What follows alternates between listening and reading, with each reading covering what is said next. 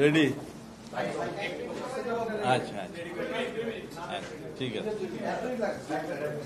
অসুবিধা নেই।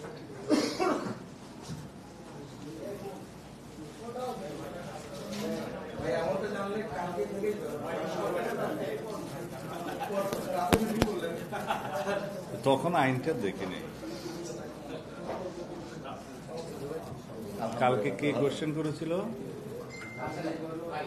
কালকে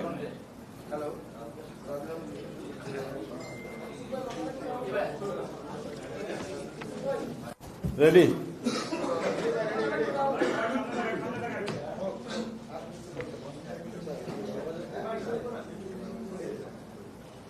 বিসমিল্লাহির রহমানির রহিম।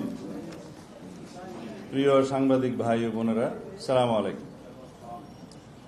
গত কয়েকদিন আগে ভারতের পার্লামেন্টে মুসলিম ওয়াকফ সংশোধন বিল 2025 নামে একটি আইন পাশ করা হয়। আইনটির বিভিন্ন ধারা বিশ্লেষণ করে আমরা দেখেছি যে ভারতের সংখ্যালঘু মুসলমানদের অধিকার খর্ব করা এবং বৈষম্যমূলক আচরণের চেষ্টা করা হয়েছে এই আইনে।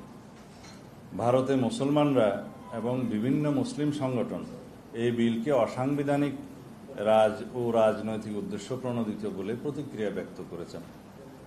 ওয়াকফ হল ইসলামী দানের একটি প্রাচীন ব্যবস্থা। ওয়াকফের মাধ্যমে কোনো ব্যক্তি স্থায়ীভাবে সাধারণ জমির মতো কোনো সম্পত্তি ধর্মীয় বা জনহিতকর কাজে ব্যবহারের জন্য দান করেন। এই ধরনের ওয়াকফ সম্পত্তি বিক্রি করা বা কারো নামে হস্তান্তর করা যায় না। ভারতের জনসংখ্যার 14%, অর্থাৎ প্রায় 20 কোটি মুসলমানদের ধর্মীয় ঐতিহ্য, অধিকার, সংস্কৃতি ও স্বার্থবিরোধী এই আইনকে অপব্যবহারের যথেষ্ট সুযোগ রয়েছে, যা ইসলামী ধর্মীয় প্রতিষ্ঠানসমূহের পরিচালনার ক্ষেত্রে ব্যাপক বিপর্যয়কর পরিস্থিতি সৃষ্টি করতে পারে।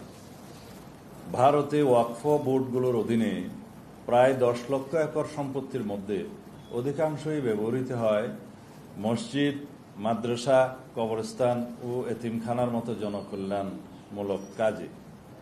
নতুন আইনে পরিচালনা বোর্ডে অমুসলিম সদস্যদের অন্তর্ভুক্তির বিষয়টি বিতর্কের সৃষ্টি করেছে, যার ফলে মুসলিম নাগরিকদের সাংবিধানিক অধিকার ক্ষুণ্ণ হতে পারে। মুসলমানদের ধর্মীয় অধিকারে হস্তক্ষেপের কারণে এবং বৈষম্যমূলক আচরণের ফলে সাম্প্রদায়িক সম্প্রীতি বিনষ্টের আশঙ্কা দেখা দিতে পারে। এরকম কোনো পদক্ষেপ রাষ্ট্রীয় পর্যায় থেকে গ্রহণ করা সমীচীন নয় বলে আমরা মনে করি। ভারতে অন্যান্য ধর্মাবলম্বীদের এই জাতীয় বোর্ডে অথবা কোনো আইনি সংগঠনে ভিন্ন ধর্মাবলম্বীদের কোনো অন্তর্ভুক্তি দেখা যায় না। সেক্ষেত্রে এই আইনটি একটি বৈষম্যমূলক আইন হিসেবে বিবেচিত হবে।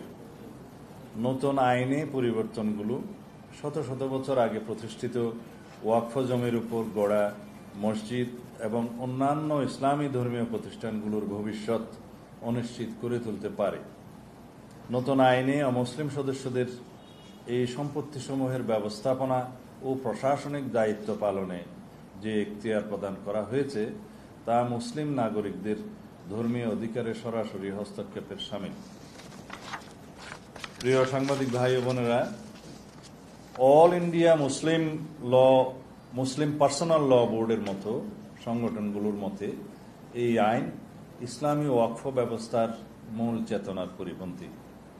তাদের মতে ওয়াকফ বোর্ডের পরিচালনা মুসলমানদের দ্বারাই হওয়া উচিত। তারা একে মুসলিম নাগরিকদের ধর্মীয় অধিকারে সরাসরি হস্তক্ষেপের শামিল বলে অভিমত দিয়েছেন।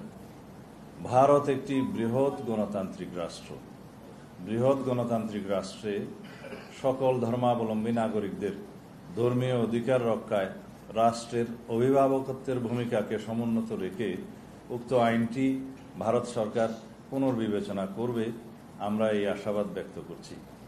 আঞ্চলিক সাম্প্রদায়িক সম্প্রীতি বজায় রাখতে এই পদক্ষেপ একটি ঐতিহাসিক ভূমিকা পালন করবে বলে আমরা মনে করি। আপনাদের সকলকে ধন্যবাদ। আল্লাহ হাফেজ।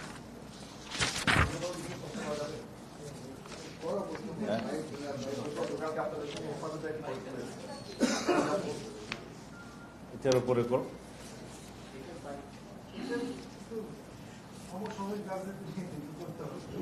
অন্য কোনো সময়। ধন্যবাদ।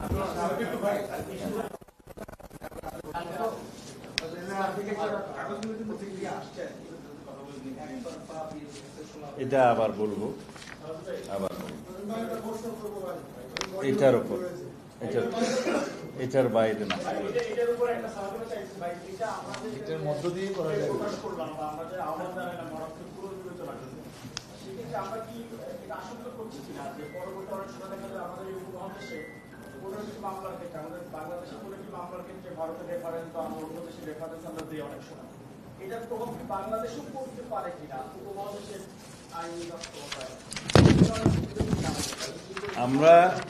আমরা এখানে শেষের দিকে এটা ব্যক্ত করেছি যে আঞ্চলিক সাম্প্রদায়িক সম্প্রীতি বজায় রাখার পদক্ষেপ নেওয়ার জন্য।